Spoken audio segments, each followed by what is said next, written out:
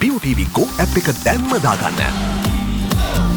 POTV Go SLT POTV TV බලන හොඳම විදිහ.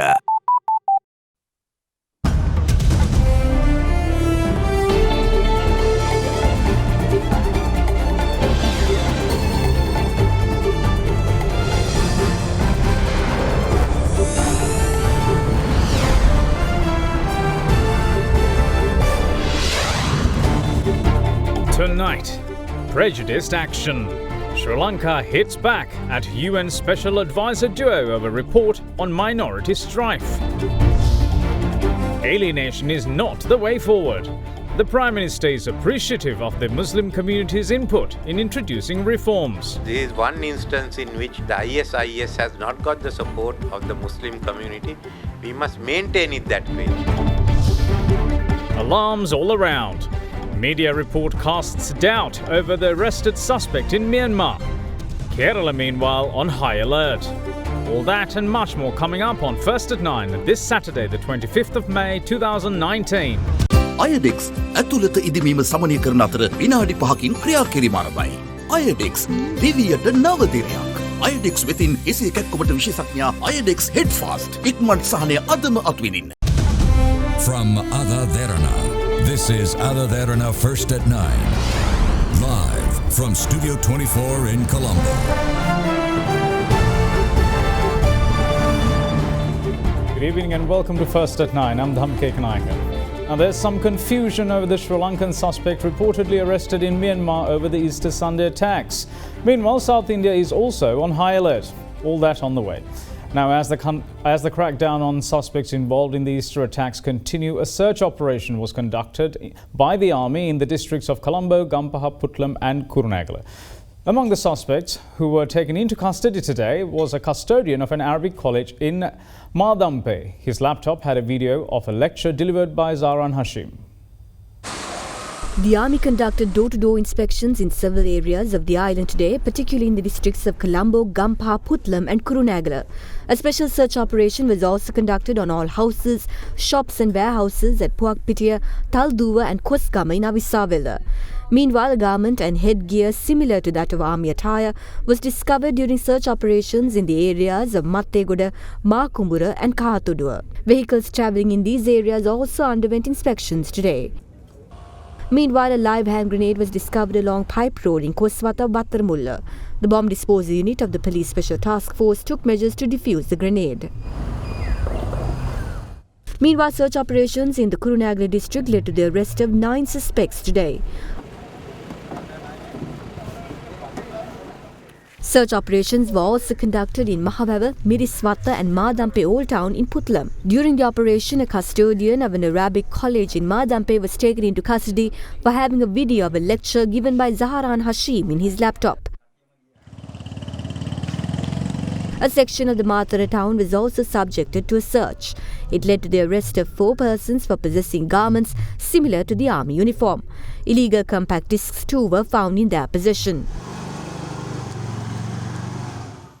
Meanwhile, 32-year-old Pavitra Madhushankar, who was arrested over placing hand grenades at a school in Badurelia, was handed over to the Colombo Criminal Investigation Department for further questioning. Myanmar says the suspect who was arrested in the country in connection with the Easter Sunday attacks in Sri Lanka is in fact not the real suspect. A media report quotes the Myanmar President's office saying a person identified as the true suspect has already left the country. The news comes after it was reported that a Sri Lankan was arrested in Myanmar over the attacks on Thursday. Myanmar's news outlet, the Irrawaddy, reported yesterday that the Sri Lankan believed to have connections with those involved in the Easter Sunday bombings was arrested in Myanmar last evening. The arrested was identified as 39-year-old Abdul Salam Irshad Mahmood. The arrest came after Myanmar's tourist police's request on Wednesday to the country's Hotel and Tourism Department to report if the suspect had registered at hotels or guest houses. The media report also says that the suspect arrived in Yangon on a tourist visa in January last year. Today, however, Myanmar President's office told the Myanmar news outlet that the actual suspect, who is unnamed, attached to the Easter attacks, arrived on the same flight as Abdul Salam Irshad Mohamud and is no longer in the country. He further revealed that Abdul Salam Irshad Mohamud is a gem dealer travelling around Yangon and Mandalay and has been residing in Myanmar since January last year. The spokesperson went on to tell the Irrawaddy that the police are reviewing Mohamud's testimonies, who said he had nothing to do with the bombings. The Kerala coast, meanwhile, was put on high alert today following intelligence reports on 15 ISIS terrorists who are alleged to have set off from Sri Lanka to Minicoy Islands in India. The terrorists are said to have set off in a white boat to the island, and police are asked to prevent them from entering the Kerala coast. India's Director of Police of Coastal Security issued an alert to Kerala coast after receiving intelligence reports of 15 ISIS terrorists who set off from Sri Lanka to Minicoy Island in Lakshadweep. According to sources, the terrorists have set off in a white boat to the island. The media outlet says that coastal areas in Kerala are under strict surveillance and patrolling was intensified at Thrissur and Kozhikode following the intelligence reports. Fishermen committees are also asked to be vigilant on suspicious activities in the coastal areas. Now moving on with other stories, State Minister of Defence Ruwan Wijewardena denies instructing Minister Rishad Badiuddin to influence the army commander over an arrested Easter bombing suspect. Speaking in Parliament recently, Minister Badiuddin said that he contacted the commander of the army upon instructions of the State Minister. Meanwhile, Minister Badiuddin recorded a 5-hour-long statement at the Financial Crimes Investigation Division today regarding the alleged financial misappropriation in importing rice for Sri Lanka Satosa. Financial Crime Investigation Division today summoned Minister of Industry and Commerce Rishad Badiuddin over complaints received regarding irregularities in importing 257,000 metric tons of rice for Lanka Satosa. The minister was at the FCID for 5 hours. I was summoned to record a statement regarding imports of rice in the years 2014 and 2015. I'm on my way out after providing them with all the necessary information. I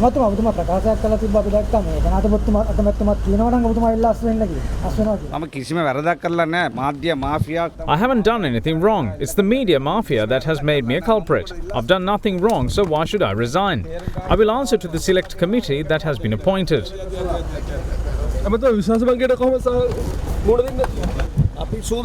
We are ready for it. I haven't done anything wrong, so we are ready to face it. Meanwhile, releasing a statement via Facebook, State Minister of Defence Ruwan Wijewardena rejected any involvement in instructing Minister Badiuddin to exert pressure to the commander of the army in obtaining information on suspects pertaining to the Easter bombings. Now, the government requests the public to provide information to the Special Parliamentary Select Committee appointed to probe the Easter Sunday attacks. The Government Information Department says that the public can provide detailed information to the special centre established at the parliamentary premises. It also said that information can be directed in written form addressed to the Secretary of the Special Select Committee prior to the 7th of June. Ministers Rauf Hakim and Ravi Karunanayake, UMP parliamentarian Field Marshal Sarath Fonseca, Professor Ashumara Singha, Professor Jayampathy Wickramaratne and TNA parliamentarian M.S. Sumandiran are the members appointed to the committee so far. UNP MP Kavinda Jayawardena stepped down from the select committee citing personal reasons. JVP parliamentarian Nalinda Jayathis was appointed to fill the vacant position. Now, President Maithripala Sirisena says the chiefs of security forces and intelligence units have given him assurances on the country's security. The head of state made the remark while addressing a progress review meeting on the country's national security today. Also speaking at the meeting, UPFA parliamentarian Dr. Sarath Amunugama highlighted the importance of investigating how the terrorists were financed. The National Security Review Council, which keeps tabs on the progress of strengthening national security, convened for the first time last evening at the Presidential Secretariat.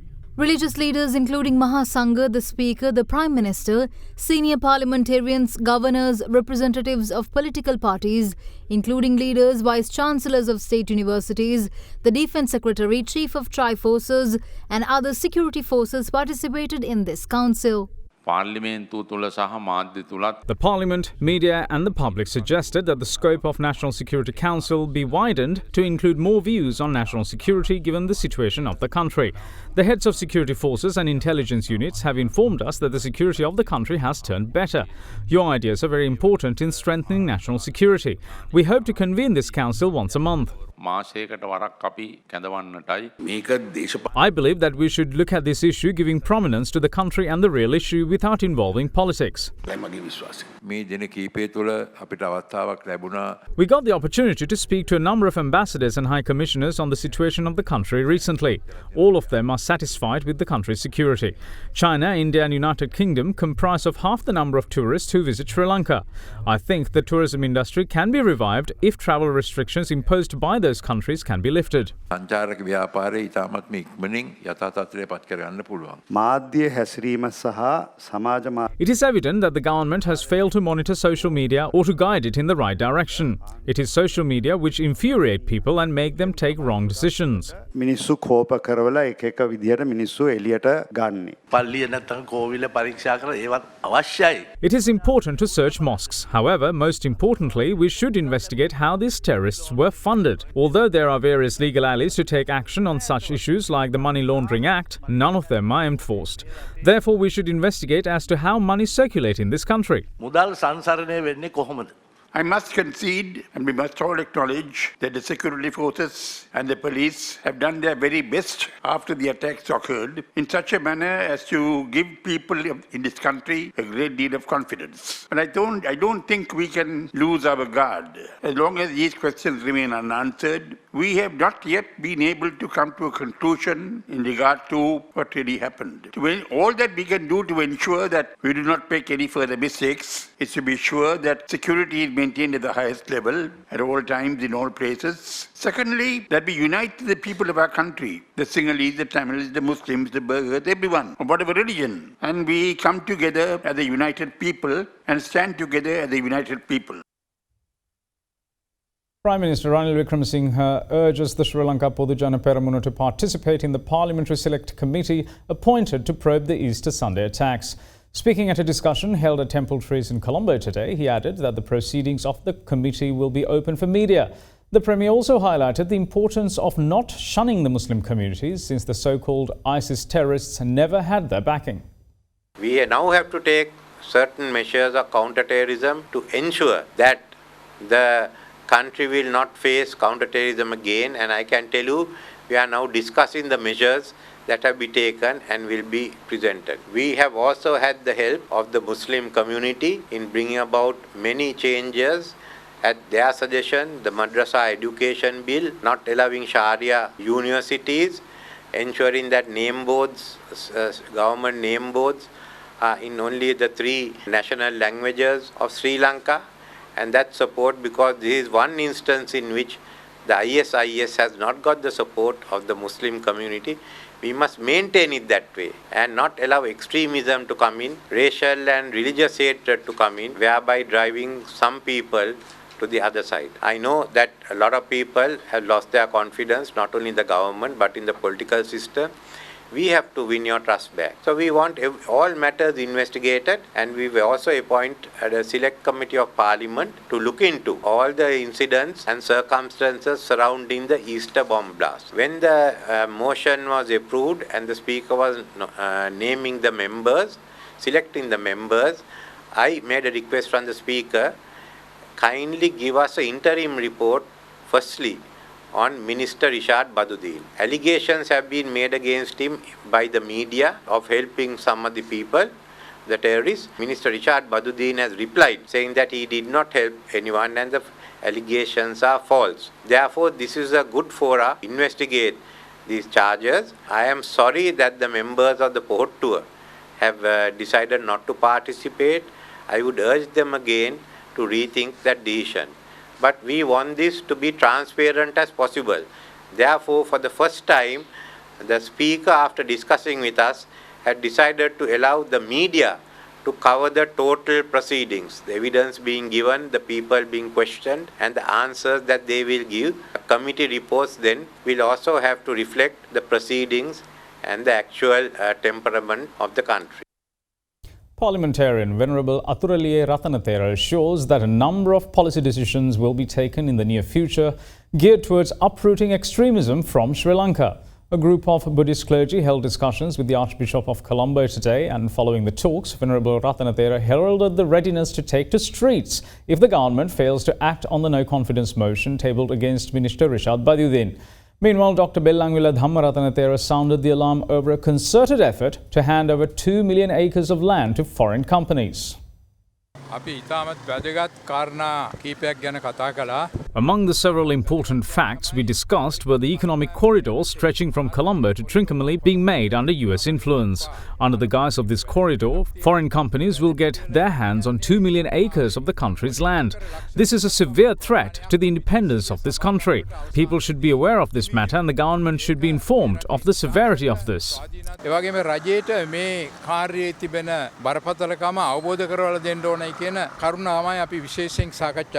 ඉස්ලාම් අන්තවාදයේ තියෙන යම් අන්තවාදී අංග අපි ඉවත් කරලා පොදු නීතියක් රටේ ඇති කළ යුතුයි. We should establish a common law in the country by removing certain extremist elements from Islam.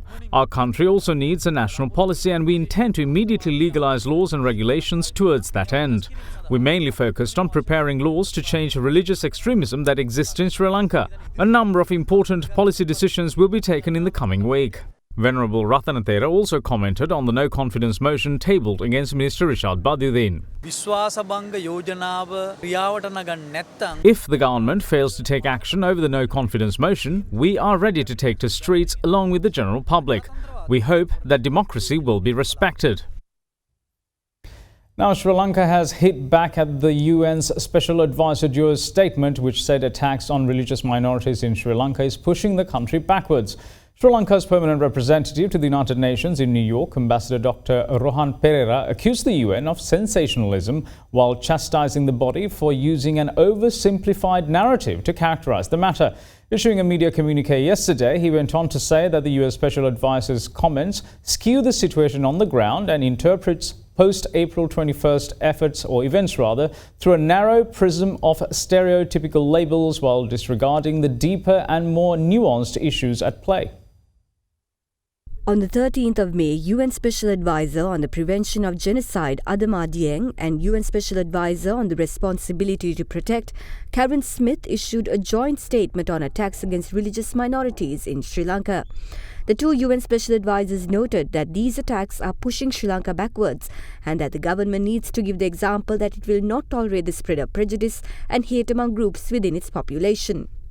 In response to the statement, however, Sri Lanka's permanent representative to the United Nations in New York, Ambassador Dr. Rohan Pereira, stated that while noting their concerns, the government was taken aback by the oversimplified narrative of events that are nuanced and complex in nature. Issuing a media communique yesterday, the ambassador went on to say, quote, "It is quite insensitive and ill-conceived that you did not consider it important to share your concerns with the Sri Lankan government first before going public with your statement," unquote. He went on to say that the government is disappointed that the UN Duo statement comes at a time when Sri Lanka has been following a well-acknowledged open and constructive engagement with the UN system and its human rights mechanisms, and that prejudice action only serves to sensationalize issues. The ambassador further noted that their statement demonstrates a limited understanding of events and is an expression of preconceived opinions. He also added that their statement generalizes events and mischaracterizes facts, which is irresponsible as it is dangerous and does not conform with the independent nature and credibility of the officers. Dr. Pereira further noted that their comment skews the situation on the ground and interprets post-April 21st events through a narrow prism of stereotypical labels while disregarding the deeper and more nuanced issues at play. The communique also highlighted that given this is clearly an offspring or part of a global terror network, better understanding and solidarity of all partners are of essence to eradicate this menace, while adding that ill-timed statements from responsible authorities will only serve to strengthen the hands of parties with vested interests and extremist elements determined to veer Sri Lanka from the path of peace and development. We take a look at how the apparel sector is faring right after this break. Stay tuned.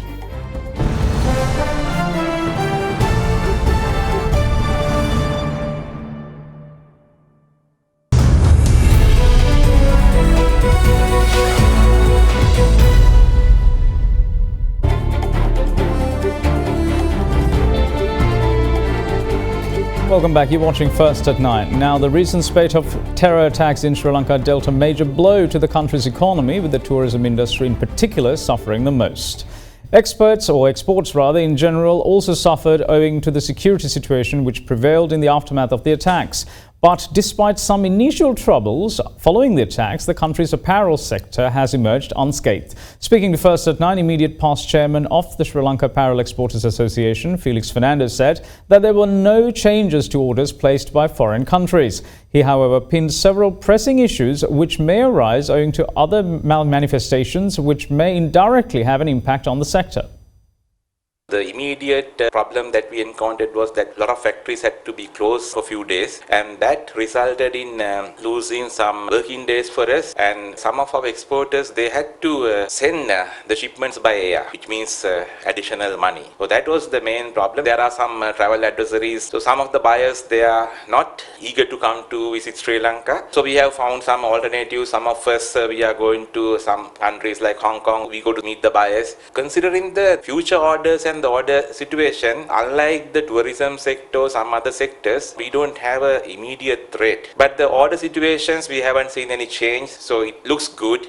Felix Fernando also alleges that there are talks of exporters and importers being forced to bear the burden of additional charges, which comes with a new scanning process by customs. The customs department, they have planned to install some scanners to check all import cargo and export cargo. Our concern is that we have news that the customs are going to pass this charge to the importer or the exporter, which is not justifiable. That we cannot accept. I come to know that they are going to charge about $12 per container. I hope that this will not create unnecessary delays in clearing a shipment or sending an export. And another thing is that we don't want to incur any additional costs at this juncture. Both exporters and importers are already incurring a lot of charges when it comes to clearing. This got to be controlled without giving undue pressure or unnecessary problems to the exporters who bring a lot of foreign exchange to the country. So I hope that the government will seriously think about not to make any obstacles for the smooth process of import and export business.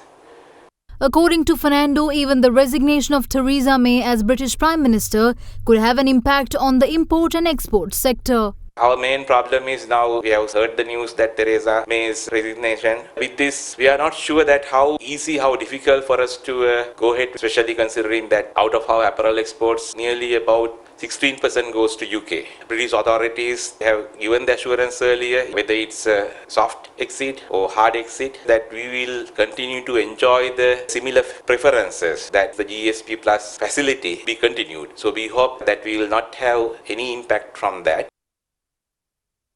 The Chinese government has relaxed the tourism travel advisory imposed on Sri Lanka in the aftermath of the Easter Sunday bombings. The advisory, which said do not travel to Sri Lanka, has now been toned down to be cautious. According to the chairman of the Sri Lanka Tourism Promotion Bureau, Kishu Gomez, the new advisory is up for revival on the 31st of this month, and it would be further relaxed if there are no more incidents in Sri Lanka. The total number of foreign arrivals from China to Sri Lanka are only behind India and have been relatively steady at over 265,000 for the past 3 years.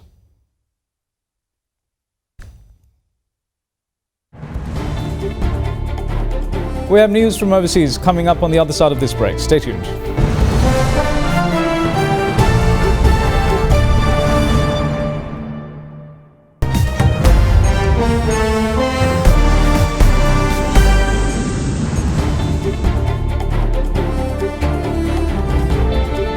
Welcome back. You're watching First at 9.